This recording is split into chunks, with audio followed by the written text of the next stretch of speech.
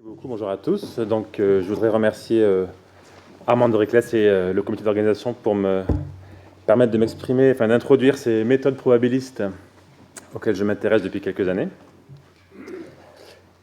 Donc en fait, je voudrais simplement commencer en rappelant que ce qui caractérise le monde vivant, c'est sa grande diversité, et que pour essayer de tenir un discours raisonnable sur le monde vivant en général, eh bien, de tout temps, les biologistes ont été amenés à essayer d'appréhender, de maîtriser cette biodiversité, c'est-à-dire essentiellement la décrire, la nommer, et puis classer les espèces.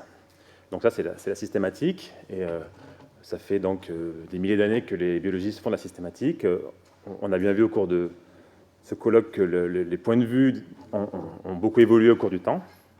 Et moi, je voudrais revenir sur, je dirais, ce que je considère comme deux nouveautés importantes ou révolutions récentes de la fin de la deuxième moitié du XXe siècle. Donc la première, c'est le cladisme, ou la cladistique. Donc, suite aux travaux de Hennig, où on a définitivement jeté aux oubliettes des représentations gradistes de l'évolution, au cours desquelles, dans lesquelles des groupes actuels descendent les uns des autres, au profit d'une représentation arborée, où ce qui compte, c'est de reconstruire les relations évolutives entre les organismes, donc en injectant le darwinisme dans la systématique. Donc, dans le cladisme, on ne peut nommer que des groupes qui correspondent à des sous-arbres de l'arbre des espèces. La classification est fondée sur la phylogénie. Classifier les organismes devient équivalent à reconstruire la phylogénie. On cherche des relations de cousinage, non pas de descendance entre espèces actuelles. Et puis, donc, la méthode qui est derrière ça, elle se base sur la présence de caractères dérivés partagés par les groupes actuels, donc ce que Hennig appelait les synapomorphies. Donc, je vais juste préciser sur un exemple pour que tout le monde soit bien d'accord avec ça. Donc, voici une phylogénie simplifiée de vertébrés tétrapodes. Si on considère le caractère présent d'un amnios, on voit que ces trois groupes-là en possèdent un. Et comme on pense que l'ancêtre commun à ces organismes n'avait pas d'amnios, il s'agit d'un caractère qui a été acquis récemment, un caractère partagé par ces trois groupes et dérivé, pas ancestral. Et donc, à juste titre, ce caractère soutient la classification de ces trois groupes d'animaux dans un même clade qu'on appelle les amniotes. En revanche, le caractère présence de 4 membres, alors lui, il est partagé par les amphibiens, les oiseaux et les mammifères, et donc on pourrait penser qu'il soutient, lui, l'existence d'un groupe amphibien, oiseaux, mammifères, mais ce n'est pas le cas. Pourquoi? Parce qu'on pense que l'ancêtre commun de ces organismes-là avait 4 membres, ce qui fait qu'en fait, il s'agit d'une plésiomorphie, je ne connais plus le terme hénigien, mais il s'agit d'une perte récente chez les serpents. Ces trois organismes-là, ces trois catégories d'organismes, possèdent ce caractère, non pas parce qu'ils l'ont acquis d'un ancêtre commun qu'il a inventé, mais parce qu'ils l'ont gardé d'un ancêtre qu'il possédait déjà, on va dire. Et donc le fait de le posséder encore n'est pas une information pertinente pour les regrouper en un seul groupe. Et enfin, je signale qu'il peut y avoir aussi des caractères trompeurs, comme ce caractère rouge, par exemple, le fait de l'homéothermie, le fait d'avoir du sang chaud. Donc oiseaux mammifères l'ont tous les deux. C'est un caractère dérivé, l'ancêtre n'était pas à sang chaud. Mais pour autant, les oiseaux sont néanmoins les groupes frères des serpents et non pas des mammifères. Donc, ce sont deux inventions indépendantes de l'homéothermie qui ont eu lieu. Donc, ça, c'est quelque chose qui induit en erreur la cladistique. Et donc, les cladistes, pour gérer ce type de conflit entre caractères qui ne soutiennent pas forcément les mêmes groupements, font confiance au principe de parcimonie. Donc, ils disent, en gros, les caractères fiables vont être nombreux, les caractères trompeurs vont être rares, parce qu'il est rare d'inventer 2 fois indépendamment le même caractère. Et donc, faisons confiance aux caractères qui nous donnent une image, aux caractères nombreux à être consistants les uns avec les autres, et considérons comme trompeurs les caractères qui sont rares. Donc ça, c'est vraiment, comment dirais-je, il y a eu un apport, je dirais, philosophique très important avec la cladistique, associé à un apport méthodologique majeur, qui est celui de la maxime de parcimonie, et les deux ont vraiment fait corps, sont intervenus en même temps dans la réflexion scientifique. Alors moi, la deuxième révolution à laquelle je voudrais parler, c'est la révolution moléculaire. C'est-à-dire qu'à peu près en même temps, de manière marrante, c'est-à-dire, disons, années 60-70, les biologistes ont commencé à avoir accès à des données de type moléculaire, c'est-à-dire qu'ils ont pu obtenir des séquences d'ADN ou de protéines des espèces qu'ils voulaient classer. Et donc, on va remplacer simplement les espèces par un fragment de gène ou de génome. Donc, c'est beaucoup moins joli, mais on voit assez rapidement que c'est plus facile à comparer à bien des égards, enfin, peu importe. Donc, ces caractères moléculaires, comme ça, a priori, ils n'ont l'air d'avoir rien de spécial. C'est des caractères comme d'autres. On type, on décrit pour une chose comparable les différentes espèces qu'on veut analyser. Mais moi, je prétends que qualitativement, ils sont différents des caractères morphologiques. Alors déjà, bon, ils sont très très très nombreux. C'est-à-dire que les génomes sont constitués de millions ou milliards de nucléotides. Donc en quantité, chaque position d'un génome est potentiellement un caractère, nous renseigne un petit peu sur l'évolution des espèces qu'on regarde. Donc quantitativement, on a des ordres de grandeur de plus que les caractères qu'on peut vouloir réunir au travers de la morphologie. Donc, ce qui est quelque chose qu'il faut gérer. C'est des caractères qui ne sont pas à interpréter. On n'a pas besoin de se demander si les choses sont homologues ou ne le sont pas. On séquence, on trouve un A, un G, un T ou un C. Ils ne sont pas orientables. On n'a aucune idée si une espèce porte un A et une autre porte un G, de savoir si son ancêtre était A ou G, et on ne l'aura jamais. Donc on ne peut pas raisonner avec en tête l'idée que tel état de caractère est ancestral ou dérivé. Ils sont tous de même nature. Toutes les positions du génome, c'est des nucléotides. Ils sont à état discret et connu. On peut prendre 4 états et seulement 4 états quand on parle de l'ADN. Et puis on les connaît, c'est A, C, G et T.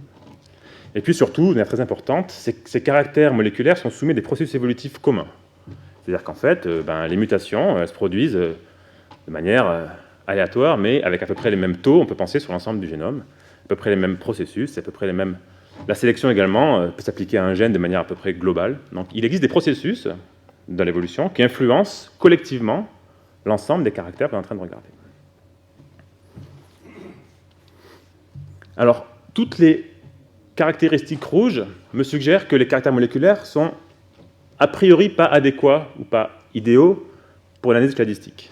Ils ne sont pas interprétables, on ne peut pas, ni orientables, on ne peut pas vraiment raisonner sur comment ils ont évolué. Le fait de voir si deux adénines apparaissent par convergence dans deux espèces éloignées, on ne pourra jamais se rendre compte que c'est des convergences. C'est-à-dire que si vous voulez, l'homothermie des mammifères et des oiseaux, si on regarde bien comment elle est codée, d'où elle vient, par quel gène elle est faite, on peut réaliser que c'est une convergence, que ce n'est pas exactement une dimension unique.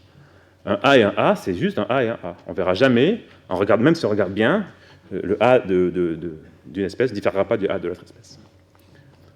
Et par ailleurs, le fait d'avoir un petit nombre d'états discrets entre lesquels on mute rend ces caractères très propices à la convergence, à la réversion, au parallélisme. L'espace des possibles est petit, donc les données de séquence ont tendance à faire beaucoup de réversion. Donc, danger pour faire de la cladistique. Et puis en revanche, les caractères bleus, à mon sens, montrent les caractéristiques bleues montrent que ces caractères sont propices pour l'analyse statistique. Donc ils sont très nombreux, ils sont tous de même nature, ils sont soumis à des processus communs. On a envie de les considérer chacun comme un individu d'une population de sites, qui aurait une distribution, qui aurait un processus, qui aurait quelque chose qui génère un processus général qu'on peut modéliser, qu'on peut représenter, qui peut permettre d'expliquer, de représenter leur distribution.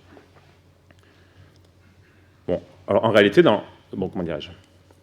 Je vais maintenant essayer outre ces aspects un peu philosophiques, de vous démontrer concrètement, par un exemple technique, pourquoi je pense qu'effectivement c'est souhaitable d'utiliser l'approche statistique en phylogénie moléculaire. Donc là, il va falloir un peu réfléchir de près. Alors, il faut que je commence simplement par introduire la méthode de parcimonie maximale. Donc cette méthode, elle dit très simplement la chose suivante. Dans un exemple le plus simple possible à 4 espèces, si cet arbre que j'ai appelé l'arbre A était arbre vrai, si l'évolution suit cet arbre-là, donc qui nous dit que les espèces 1 et 2 sont ensemble contre 3 et 4, alors on s'attend à ce que dans les données qu'on peut observer, dans un alignement de séquence, là, où les 4 espèces sont ici, on aura une majorité de sites de type A, de caractères de position dans la séquence de type A, où les espèces 1 et 2 portent le même état, et les espèces 3 et 4 portent le même état. Il y aura plus de A que de B et de C. Pourquoi ? Simplement parce que le site A, donc c'est XX, YY, ce site, il est atteint, on peut le générer en une seule mutation. Il existe des scénarios où une seule substitution suffit à créer ce site, pour l'arbre A, tandis que les autres sites possibles, le B et le C, par exemple prenons le C, nécessitent au moins 2 changements si l'arbre A est l'arbre vrai. Donc du coup, la méthode de parcimonie, elle dit la chose suivante. Si ça c'était l'arbre vrai, vu que l'évolution est parcimonieuse, on aurait plus de A que de B ou de C. Et puis donc la contraposée, c'est de dire, si j'observe, moi, dans les données, ça c'est ce qu'on voit réellement, un excès de site de type A, je vais déduire que c'est l'arbre A qui est l'arbre vrai, puisque c'est l'arbre qui est le moins coûteux en termes de quantité de substitution. Et puis, par symétrie, s'il y a un excès de site de type C, par exemple, on soutiendra cet arbre que j'appelle grand C, où 1 est relié avec 4 et 2 est relié avec 3. Et puis il y a encore l'arbre grand B, que vous pouvez imaginer, qui sera soutenu s'il y a un excès de site de type B. Donc là, c'est la parcimonie, et c'est tout à fait raisonnable de raisonner comme ça. Alors, imaginons maintenant que la réalité, ça soit le dessin qui est représenté ici. Donc ça, c'est un arbre de type C, c'est-à-dire qu'on a bien 1 qui est avec 4 et 2 qui est avec 3, d'accord? Donc c'est la même topologie que précédemment, 1 avec 4, 2 avec 3. Mais j'ai dessiné des très longues branches pour les lignées qui mènent à 3 et à 4. Donc quand on dessine des longues branches, ça veut dire quoi en phylogénie moléculaire? Ça veut dire qu'on pense ou qu'on dit que l'évolution moléculaire se passe de manière plus rapide dans ces lignées-là. Pour une raison ou pour une autre, cette molécule qu'on est en train de regarder là a une évolution accélérée dans 2 lignées, de manière indépendante. Donc ça, c'est un truc qui est très fréquent. En évolution moléculaire, on voit ça tout le temps. Donc l'horloge moléculaire, l'idée que l'évolution se passe de manière à peu près constante dans le temps, est très fréquemment violée. C'est-à-dire qu'on on observe dans les données de manière assez fréquente des accélérations d'un facteur 10, d'un facteur 100 entre lignées pour l'évolution d'une même molécule. Ok. Donc imaginons qu'il se passe ça, là comme ça, par hasard. Alors quelles vont être les conséquences sur la distribution dans les données qu'on va attendre de ces 3 types de sites? Et ce qu'on peut voir assez facilement, c'est que des sites de type A, où donc 1 et 2 portent l'état X et 3 et 4 portent l'état Y, d'accord? Des sites comme ça vont tout à coup avoir une probabilité beaucoup plus forte d'apparaître. Parce qu'un changement ici et un changement ici, c'est quelque chose de probable dans ce scénario où on accélère.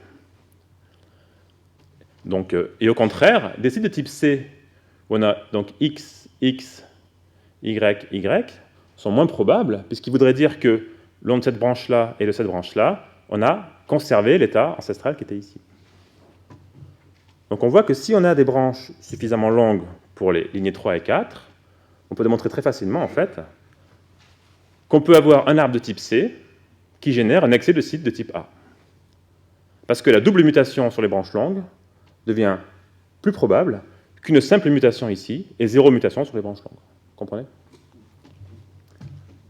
Donc ça, c'est un cas où on montre que la parcimonie va se tromper. La parcimonie va dire, je vois plus de A que de B et de C, donc je soutiens l'arbre A, alors que la vérité, c'est l'arbre C. On appelle ça le phénomène d'attraction de longue branche, et ça a été démontré, mis en évidence par Friedenstein en 1978. Bon alors, c'est un cas que je reconnais qui est un petit peu tordu. On peut penser que dans la majorité des cas, la parcimonie va avoir raison, parce que ce n'est pas souvent qu'il se passe ça. Donc on pourrait simplement dire, ok, la parcimonie ne peut pas tout faire, désolé. Mais en fait, on pourrait aussi se demander, est-ce qu'il n'y a pas moyen de distinguer entre ces deux choses-là? Ok, dans les deux cas, on a un accès de site de type A. Est-ce que vraiment on ne peut pas dire plus sur l'histoire de l'évolution de cette séquence? Et la réponse est oui, on peut dire plus. Par exemple, considérons d'autres catégories de sites que la parcimonie ne veut pas regarder. Les sites, disons, D et E. Donc les sites de type D, c'est 1 et 2 sont identiques, et 3 et 4 portent chacun leur propre état, différent de 1, 2. Et puis les E, c'est le symétrique ici, 3 et 4 sont identiques, et 1 et 2 portent leur propre état. Je pense que vous serez d'accord avec moi que si la vérité c'est ça, on attend une quantité égale de D et de E, puisqu'il y a une symétrie totale, que ce soit XX, YZ ou XX, YZ, c'est des trucs, vu la symétrie de l'arbre, ça va se produire avec des fréquences à peu près égales. Et en revanche, si l'arbre vrai c'est ça, si le vrai scénario c'est celui-là, alors on entend une très grande différence dans les données de fréquence entre ces deux types de sites. On aura beaucoup de D, où on a X, X, Y, Z, ça va être le pattern le plus fréquent. Donc ces deux-là sont identiques, et ces deux-là ont évolué. Et presque aucun E, où on aurait X, X, Y, Z, ces deux-là différents, et ces deux-là identiques, ça n'arrivera presque jamais. Donc si la vérité c'est ça, on aura un très large excès de D par rapport à E. Comprenez? Donc en fait, on peut se dire, si je vois D égale E, je me dis, bon, ok, ben, visiblement, il y a des branches de longueur à peu près raisonnable dans l'arbre. Je peux faire confiance à la parcimonie pour accepter que l'excès de site A soutient l'arbre A. Par contre, si D est très supérieur à E, attention, il va y avoir des longues branches dans cette histoire, l'arbre est très asymétrique, je suis dans la situation de faire l'erreur de l'attraction des longues branches, soyons attentifs et ne concluons pas trop vite à l'arbre A. Donc quelque part dans les données de séquence, il y a de l'information sur non seulement la topologie, mais les patterns, les longueurs de branches, les vitesses d'évolution. Et cette information, elle peut nous aider à interpréter correctement, ou à interpréter différemment, les sites de type informatif pour la parcimonie. Donc ça marche parce que on a fait l'hypothèse par ce dessin qu'il existait un processus plus ou moins commun à tous les sites, c'est-à-dire que l'accélération ici, elle porte sur tous les sites. Et donc ce qu'on voit aux sites de type D et E nous renseigne sur ce qui s'est passé aux sites A, B et C. Sous cette hypothèse-là, qui justifie une approche statistique, on a l'impression qu'on peut faire mieux que la parcimonie. Donc ça, c'est le travail de Feisenstein, hein, il a démontré ça, je résume ici en quelques mots. Donc les données de séquence sont sujettes à réversion. L'évolution n'est pas toujours parcimonieuse, on peut exhiber des cas où elle n'est pas parcimonieuse. Et, puisque le processus d'évolution moléculaire est plus ou moins commun à l'ensemble des sites,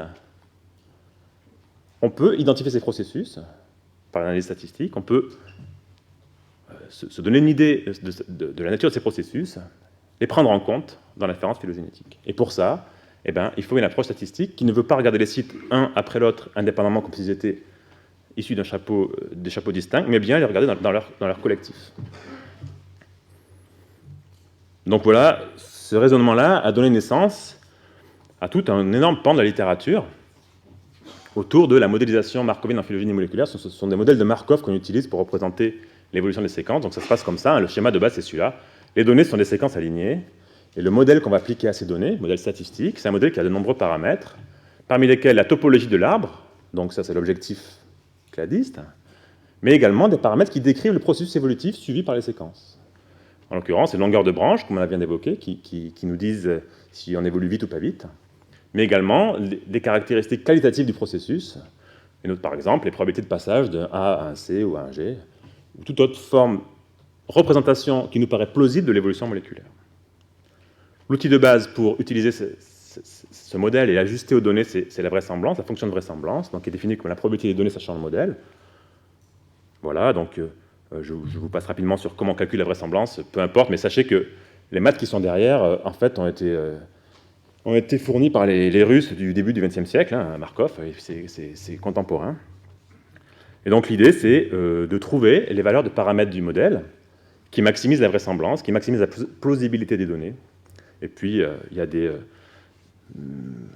développements plus récents avec une approche bayésienne où on peut mettre des a priori sur ces paramètres et implémenter des modèles encore plus sophistiqués, mais peu importe.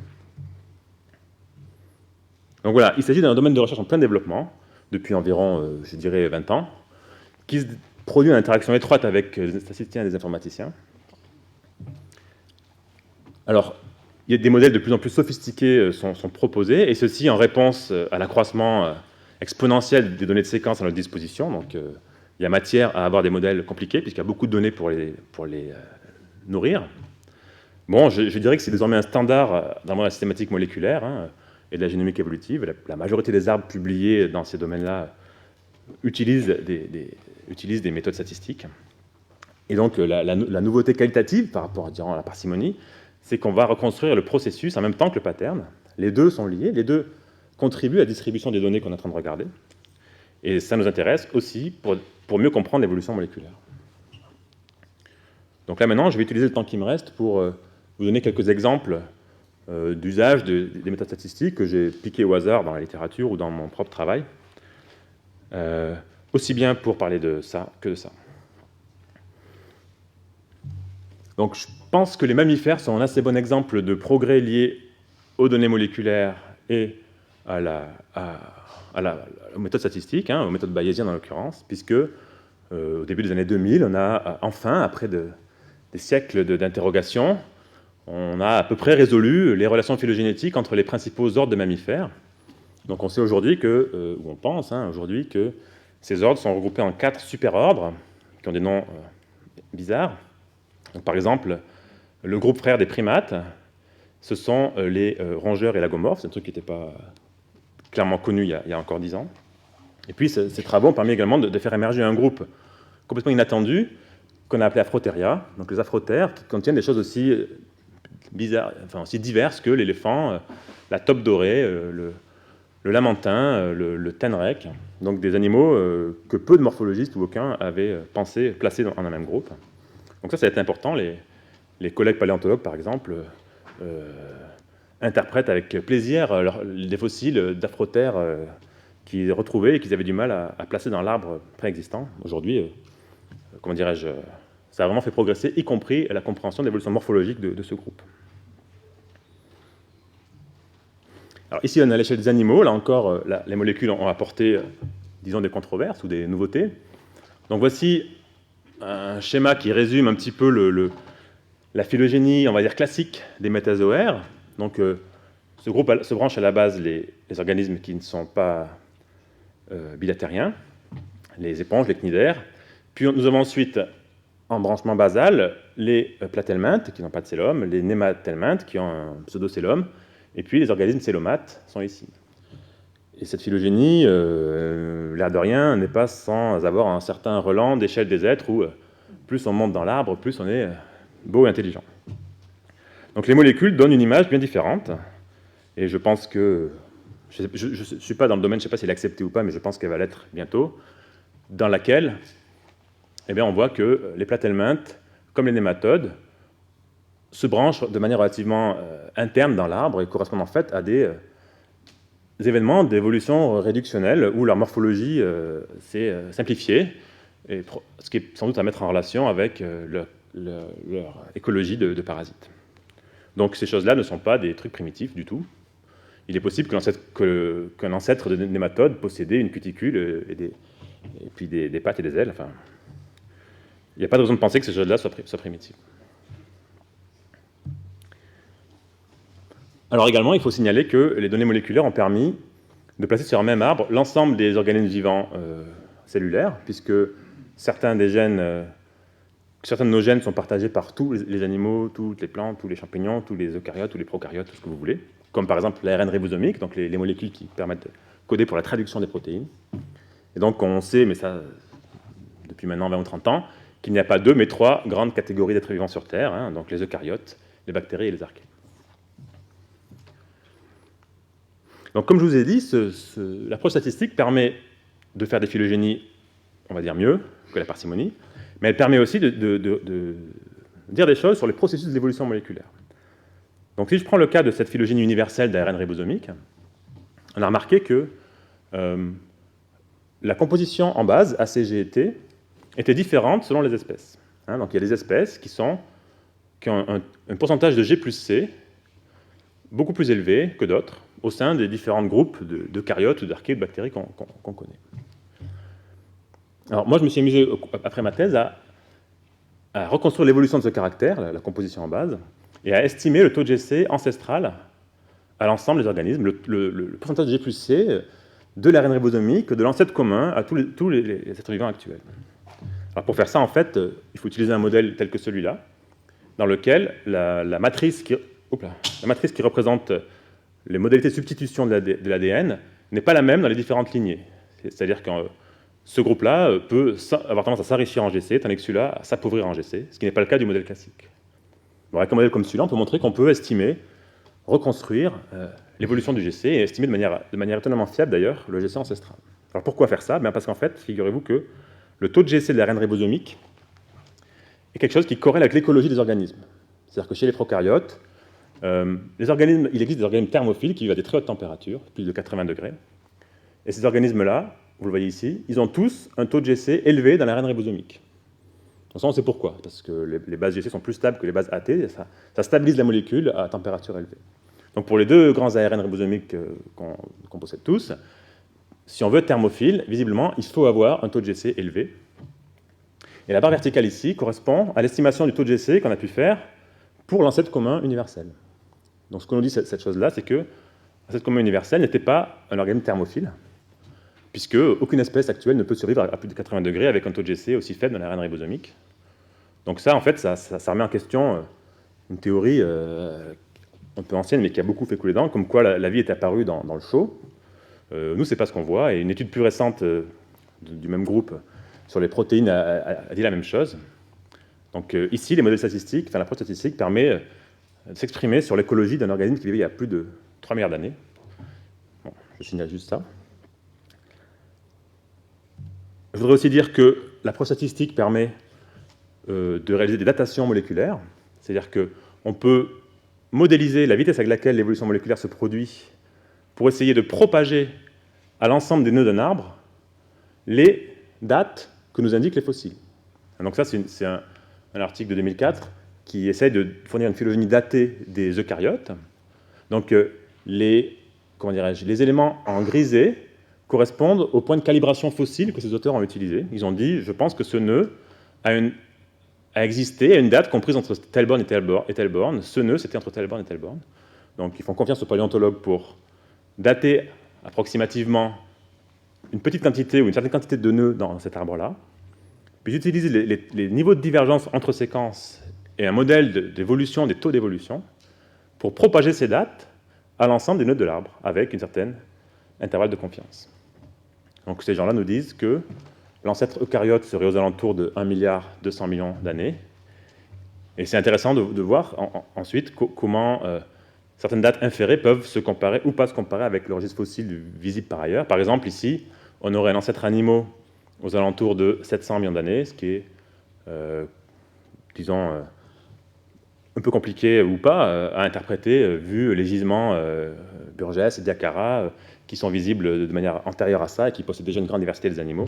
Donc il y a un débat assez fort entre paléontologues et molécularistes, on va dire, permis ou, disons, généré par les approches statistiques en phylogénie moléculaire.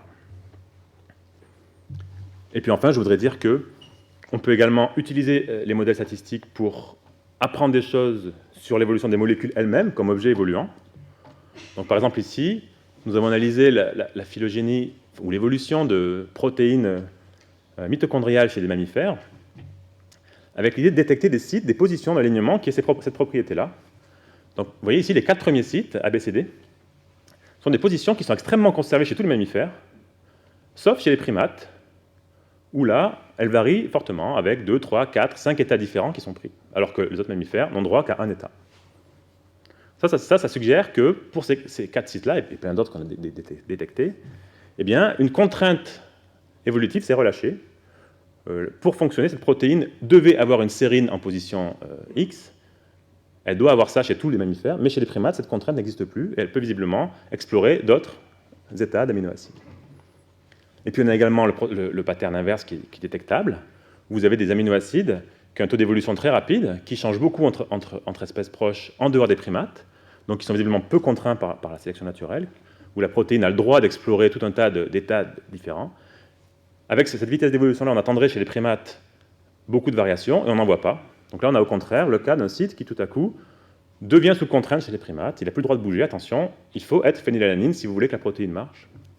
Donc cette observation-là, on a détecté un nombre beaucoup plus élevé qu'attendu de sites présentant un pattern ou l'autre, ce qui nous invite à penser que les protéines mitochondriales ont peut-être subi un shift, un changement structurel ou fonctionnel dans un ancêtre de primates, qui fait que ce n'est plus les mêmes sites qui sont importants maintenant que ce qui était important avant ça, et réciproquement. Donc on apprend des choses sur l'évolution de ces protéines en modélisant bien l'évolution moléculaire. Voilà, donc les modèles pour faire ça, c'est des modèles qui ont un peu cette forme-là, je vous le mets histoire de rigoler. Pour détecter ces sites-là, on utilise des modèles qu'on appelle covariants, dans lesquels ce qui peut arriver à un site, c'est de changer d'état, de passer donc de A à C, de J à T, etc., mais aussi de changer de vitesse. Et quand on change de vitesse, c'est-à-dire de passer d'une situation où on substitue peu à une situation où on substitue beaucoup, ce qui est représenté ici par les épaisseurs de traits sur cet arbre. Donc ce site, là c'était un site lent, il mutait assez peu dans cette matrice-là. Puis ici, il y a eu un changement qui l'a rendu rapide, sa contrainte a changé. C'est un changement qui équivaut à passer dans cette zone de cette matrice, où là on substitue beaucoup, beaucoup, beaucoup. Puis là, il est redevenu un site lent. D'accord ? Donc ce modèle est celui qui permet de détecter le type de site que je viens de vous décrire, tandis que les modèles standards font l'hypothèse de constance de la vitesse d'évolution au cours du temps pour chaque site. C'était pour vous illustrer un petit peu comment on sophistique les modèles en évolution moléculaire. Donc voilà, j'ai presque fini. Alors, au cours de développement de ce domaine de la littérature, ça s'est accompagné de controverses parfois assez marquées dans la littérature. J'en signalerai deux. Il y a eu, ou il y a peut-être encore une controverse entre molécules et morphologie. Donc, deux domaines qui ne se sont peut-être pas beaucoup parlés. Et aussi, controverse à mon avis amplifiée par le fait que les molécularistes ont dit des bêtises au début, beaucoup de bêtises, et avec trop de force. À l'époque, ils ne savaient pas bien interpréter les problèmes potentiels liés à l'usage de cet outil. Donc ça, je pense que c'est vraiment en voie de résorption, que les molécularistes sont plus prudents qu'ils ont pu être, que par ailleurs, la biologie moléculaire rentre de plus en plus dans les laboratoires, dans un plus grand nombre de laboratoires, et que donc le contact se fait de plus en plus, et on va vers une vraie, à mon avis, collaboration entre les deux cultures qui se mélangent. Il y a aussi une controverse entre, disons, parcimonie versus maximum de vraisemblance ou approche statistique. Donc là, mon point de vue, c'est que c'est un débat qui est un peu en perte de vitesse, c'est-à-dire que l'approche statistique est en train de remplacer la parcimonie comme l'outil habituel de construction de phylogénie moléculaire. Donc il y a eu des critiques potentielles sur la circularité de cette méthode. Vous mettez les hypothèses au départ, et ensuite vous ne vous étonnez pas qu'elles soient remplies. Enfin, je caricature un petit peu. Donc en fait, ça, c'est quelque chose qui fait peut-être... Je ne sais pas, j'ai l'impression que c'est quelque chose qui a été assez important dans l'état d'esprit de pas mal de chercheurs dans notre domaine, mais je voudrais juste dire que cette critique-là, on pourrait l'appliquer à toute inférence statistique. On fait toujours un modèle quand on fait des stats. Quand vous faites un FST entre deux populations, vous avez derrière un modèle. Quand vous dites que les Suédois sont plus grands que les Pygmées, vous avez un modèle derrière. Et oui, il y a des hypothèses. Bon, c'est pas pour ça que l'approche est à rejeter. Je rappelle que la raison fondamentale pour laquelle c'est pertinent de faire ça, c'est que les processus de l'évolution moléculaire sont corrélés entre sites. C'est à peu près les mêmes choses qui se passent, ou en tout cas, il y a des points communs entre les vitesses et les processus évolutifs des différents sites. C'est pour ça qu'on se trompe quand on les considère un à un séparément. La parcimonie, en considérant les sites un à un indépendamment, fait la même erreur que les méthodes des distances qui considèrent les séquences 2 à 2 et non pas dans leur globalité. Une erreur, disons, dans l'autre sens de la géométrie des jeux de données. Et enfin, je rappelle que renoncer à la parcimonie n'implique pas de renoncer au cladisme, mais pas du tout, mais alors pas du tout. C'est-à-dire qu'il s'agit bien de faire des phylogénies, d'avoir un raisonnement cladiste. Toute la philosophie du cladisme, on peut juste la dissocier de la méthode qui lui a été associée, parce qu'on peut faire mieux pour les données moléculaires. Et je marque juste les défis perspectives que je perçois pour cette discipline, sans les commenter, puisque j'ai dépassé mon temps. Merci de votre attention.